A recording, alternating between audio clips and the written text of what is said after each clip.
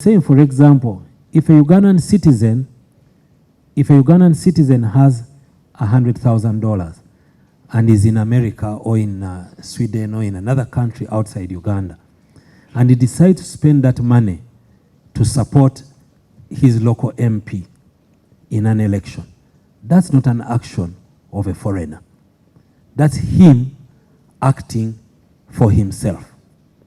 But if that Ugandan had $100,000 and in concert with foreigners said, let us install a particular MPX for purposes of doing this activity, that person becomes an agent of a foreigner.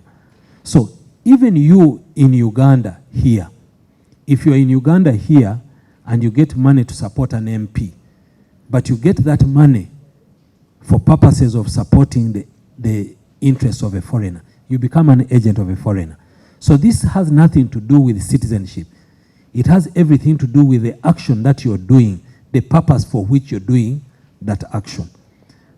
And I'm sure the committee will look at it, and if need be, we can correct, clarify, amend, whatever it is, so long as the purpose is not lost. The purpose is, it is not to take away the citizenship of that person, but it is to tell all of us, do not act for the interest of a foreigner. But every Ugandan should be at liberty to participate in the affairs of this country as long as they are acting for their own interest as Ugandans. Mr. Chairman, with your permission, maybe just in case I lose sight of this, what does the Attorney General and the government lose in simply criminalizing activity without dubbing a Ugandan a foreigner? What do you lose? Because the Baganda sense bambi edibyamutele. What do you lose by simply criminalizing activity without referring to a Ugandan as a foreigner? You know, sometimes you cause resentment which is not necessary. Okay, that's a political way of looking at it. The legal way of looking at it is that the person needs to know that what they are doing is criminal. Would it be less criminal if you did not use the word foreigner? No, it will not be less criminal. But for me, my view is, why do I go around in circles? If I want to talk about you, why don't I talk about you? Why should I? You can actually talk about me without profiling me as a foreigner. I think that's what the committee... Actually, what you're talking about I think that's what the committee can do. Not legal. That's what the committee can do. That's what I've suggested. If you think that our view of doing things, then you can correct it. But for us, what we are doing... That is if I think your view of doing things is political. If you think, whatever view you may hold, Honorable Ssegona, I think that is one of the greatest tenets of government today. That even if I do not hold your view in high esteem, I'm entitled to respect it. So I'm not going to say anything about the view you hold, but I've shared with you my view. The learned Attorney General continue. Thank you. We'll ask questions. And besides, that's exactly what we are here for.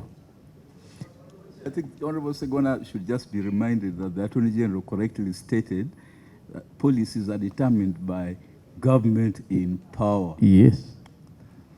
No, no. Be reminded because I have sufficient memory of that. No, honorable folks, we are making laws for posterity. There must be clarity of policy because as we speak, there is nothing called policy in our law. You just sit, what you decide as cabinet. Procedure, Chair. Procedure, Chair. Thank you, Chair.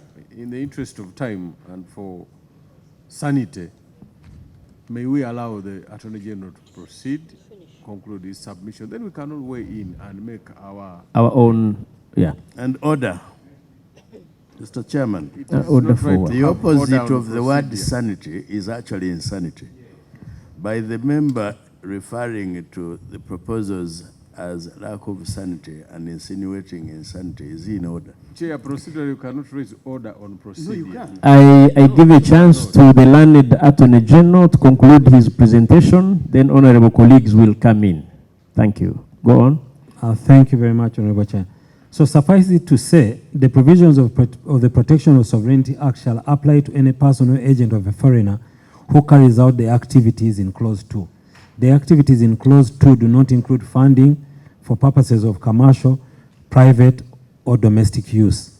And like I said, if any of the provisions are not clear, we welcome the committee's advice on how we can make them clear. Now, I would like to highlight on the clauses.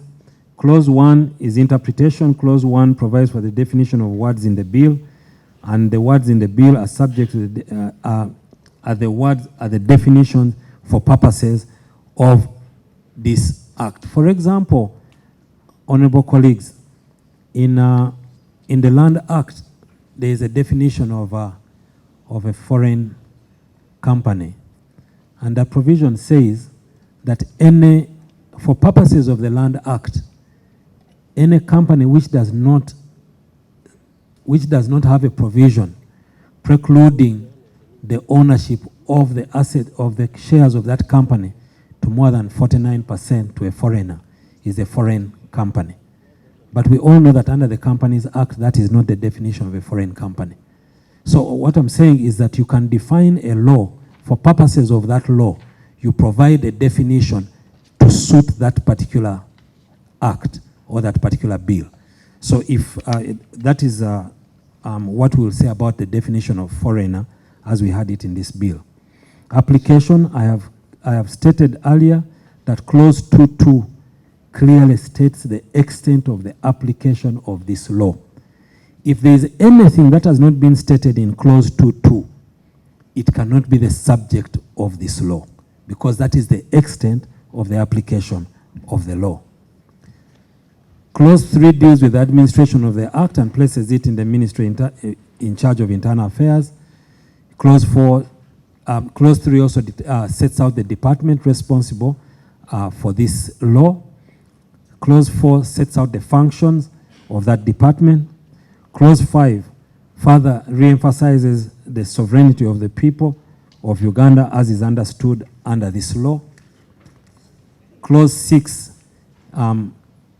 deals with the exercising of the functions and services for which government is responsible.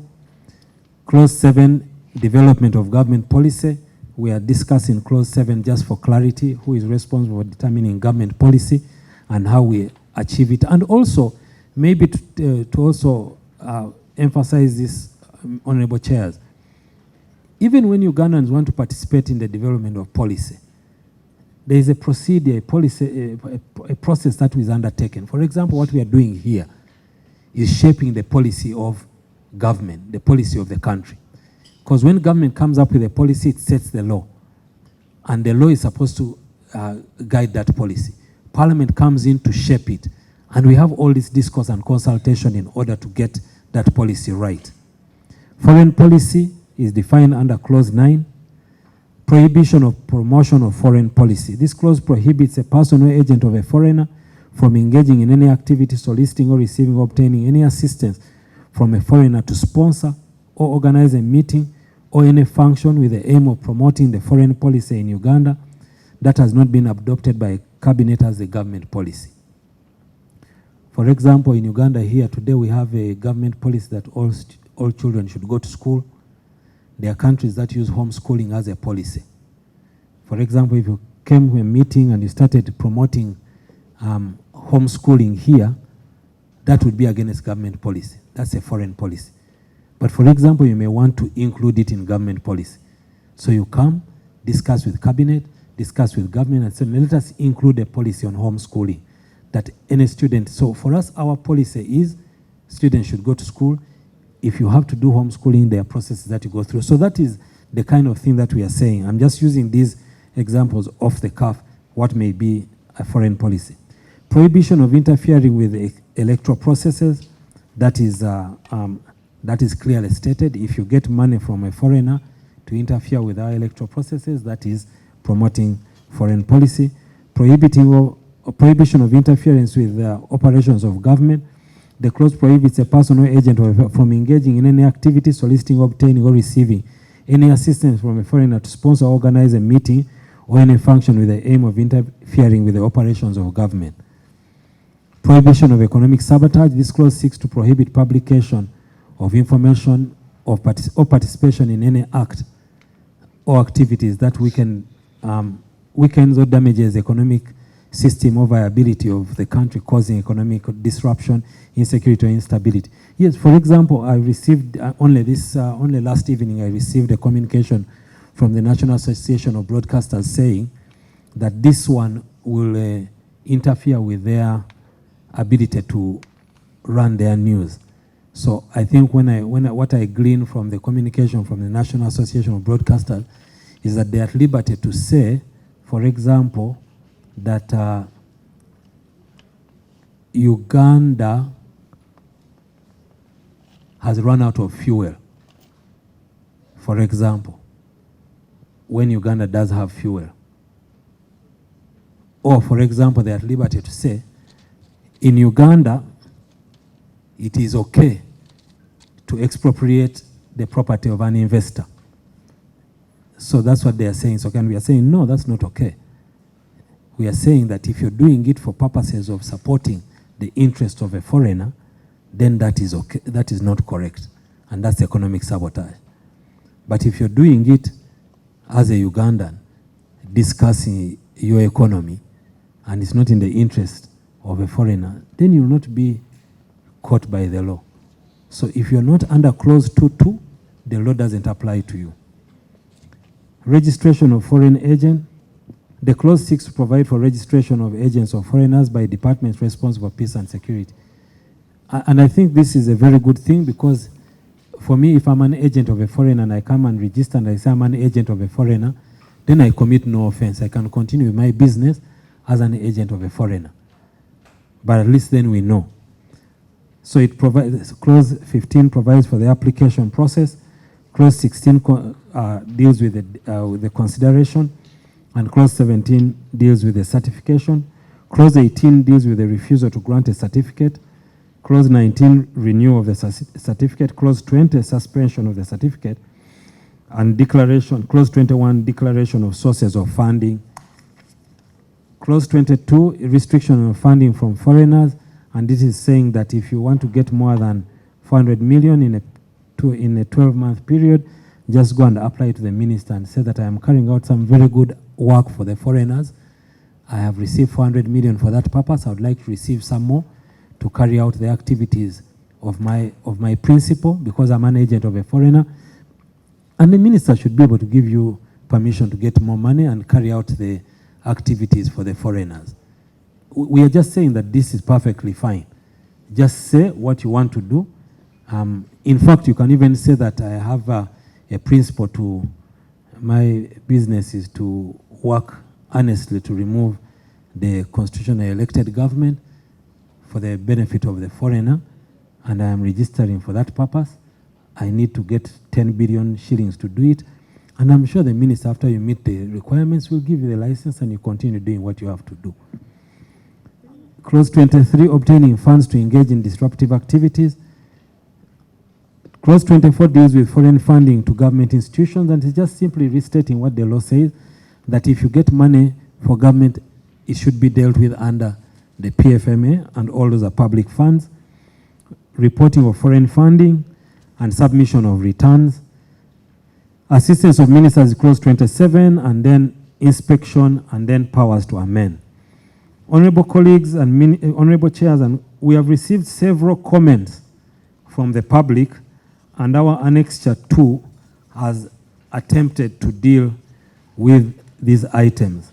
Many of them deal with definition, and this is the matter we have been having a great discourse with. I think this is an area that we need to look at together and say, if it is not clear, let's clarify it and give a definition which gives the purpose for which the law is given. But we have tried to answer all the questions that have come out in the public, in our annexure 2, in our understanding of the bill, and we invite the committee, if you think that there is anything that's not clear, to clarify it. So, Chairperson and honorable members, the Protection of Sovereignty Bill does not prohibit foreign funding or cross-border transfer of money, but rather intends to regulate foreign funding in order to safeguard Uganda's sovereignty. Uganda is not the first to enact such legislation. Uganda has found it necessary to safeguard its sovereignty, security, values, and norms that we hold sacred as a nation. The Honorable Chair and members, These are the proposals contained in the Protection of Sovereignty Bill, which is before you for consideration. We beg to submit, and we call upon the committee and all the people of Uganda to support government in this quest. And where there is any clarification that needs to be made, we are happy to make it. If there is anything that's not clear in the bill, at least so long as the purpose is clear, we can work together to correct it and make a bill that works for Uganda. I thank you. Thank you. Thank you, the learned. The process has begun, and we reassure the public that we are going to listen, we are going to get as many views as possible. The 11th Parliament is here for the people. Even those who can't appear physically should be encouraged to submit, like many have submitted. We're even intending to, we're working out to see whether we can reach out by Zoom to the Ugandans in diaspora, including those, the Ugandan Global Forum that have already submitted, and foreigners as well. How? Okay, honorable colleagues, the Attorney General is here, and the Minister, kindly your questions. And let's restrict ourselves to the bill as it is. Over to you. Honorable Fox, Orweyorewo, west of Daman or southeast west. Mr. Chairman, I would like to appreciate the Attorney General for the courage that he has. Given the level this bill has put Ugandans, if Attorney General was not courageous enough, by now he wouldn't appear before the committee. Attorney General, I would like to appreciate you for that. Mr. Chairman, first of all, I would like to find out from the Attorney General. You recall the Right Honorable Speaker directed that this current Parliament is running out of time. And she advised that other bills should be withdrawn. And many members who had private members' bill, government bill, were withdrawn, awaiting the next Parliament. And given the time of this bill, I would like to find out from the Attorney General, why are you introducing this bill at this material time, when we are left with a few days to end the term of this Parliament? And why is this bill so much in a hurry? Aware that in the order paper today, you are supposed to present on the floor of Parliament today, in which Parliament is sitting right now. We are on the order paper. It means we are left with few hours for you as the chairman to present this bill on the floor of Parliament. Attorney General, why are we in so much hurry with this bill? And what is so special with this bill? I would like you to answer. And two, Right Honorable Speaker, Right Honorable Chair, sorry, Right Honorable Chair, aware that this bill creates too much red tapes. We have so many bureaucracy that if the person living outside this country or an NGOs or anybody supporting this country, there is too much bureaucracy. Don't you think that this bill would discourage our development partners? For example, we have people who are supporting Uganda, like FDI, aware that in 2024, FDI alone gave more than 2.8 billion in the economy of this country. In 2023, huge amount of money was given in this country. And look at the level of bureaucracy, the red tapes that we have in this bill. Don't you think most of the development partners, the NGOs, would get discouraged and run away from this country? And finally, the Attorney General, look at the definition of this bill. You put it clearly that the definition of the foreigners is anybody living outside Uganda and any Ugandan who is living outside Uganda. In fact, you are defining that anybody who is not within Uganda is a foreigner. Aware that we have the issues of dual citizenship. You didn't put that in your mind. And anybody, the moment you left Uganda today, the moment you cross to Kenya, other country, you are now a foreigner. Don't you think this bill is quite dangerous for our people? And the Attorney General, my final submission and advice is, this is not the right time to introduce this bill. And when we are introducing the law should look at Ugandans as a whole. The moment we think of introducing the law that targets few individuals or few organizations, we are bound to mess up this country forever. To me, this bill is being brought up in a bad faith. You are targeting just few individuals who are getting support out of Uganda, which is very dangerous. You are only looking at politics. You are not looking at the economy of this country. I advised that you put at the lenses, you look at the economy. How much support and how much money is coming from outside. Aware that we are among the poorest nation. We are depending on foreign money. As a country, we have nothing completely. All our money depends on the foreign money. And now you are trying to restrict, to control, which may disorganize this economy. Otherwise, thank you, Mr. Chairman. I still have many to put across, but I will bring in one by one. Thank you, Honorable Lanya. Some questions are actually not for the Attorney General. First, and we Chair, only one question. There's a recurring theme throughout the bill, and that theme is foreign interests. Foreign interests. Yeah. Yes. Could the Attorney General consider defining foreign interests? Yes. So for purposes of clarity. Yes. Thank you. Thank you, Honorable Olueyo. Honorable Okeyo. Thank you, Chair, and the Attorney General for the presentation. Honorable Chair, I will begin with the title of the bill. Is this the best title of the bill? National sovereignty. Well, if they came up with the worst, we can give them the best. I want elaboration on that. Then secondly, Honorable Chair, there are laws, for example, the NGO. What really is not addressed by the Penal Code Act? What is not addressed by the NGO Act? That actually this law is trying to address. Because when you see all these laws we are citing really have that clause.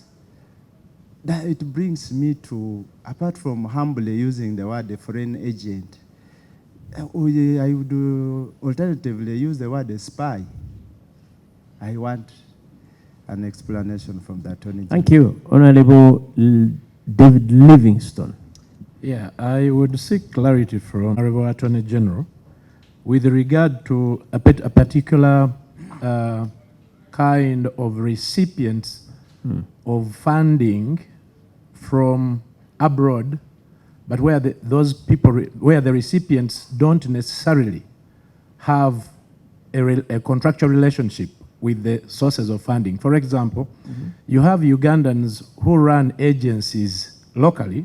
They may be NGOs or community-based organizations who are supported by people outside of Uganda, where the local recipients' causes resonate well with people in the diaspora, but where these local recipients are not necessarily agents of the sending individuals. For example, you have local churches which support orphans in their communities, and where a church in Russia or the United States or some country has a church member who finds this local community-based organization via whatever means and sends some money. But where cumulatively the money is coming in would fit within the ambit of the currency points that are prescribed here. So where if you run an audit, you would find that this CBO, goes through 1 billion shillings beyond the 400 currency points. How would you deal with that kind of scenario? Because it's a cause for anxiety in the population. Thank you. Honorable Hajat Sauda. My only worry is that maybe this bill may promote corruption. Why? Last time when we were in the caucus, they tried to take us through the 10-fold development strategy. 10-fold growth strategy. Yes. And while these people were in Chankwanzi, they added on another 11th point to prevent corruption. But with the bill, I see they have given so many powers to the minister and the department. I think in the line, there will be very many officials. Somebody is going to declare their money that they are getting. Of course, due to the many bureaucracies that is involved, the channel that the money is supposed to go through, somebody is supposed to get a certificate, and we know that the tendencies that have been happening. Somebody will ask for, like, Choja Middle, maybe I need to go and see the minister, I need to go and do. They'll keep on putting up excuses. So I think the Attorney General should look at this. If this department is there, there shouldn't be so many officials, maybe, for people to go through, access the certificate, the registration, and so many things as the bill stipulates. Thank you.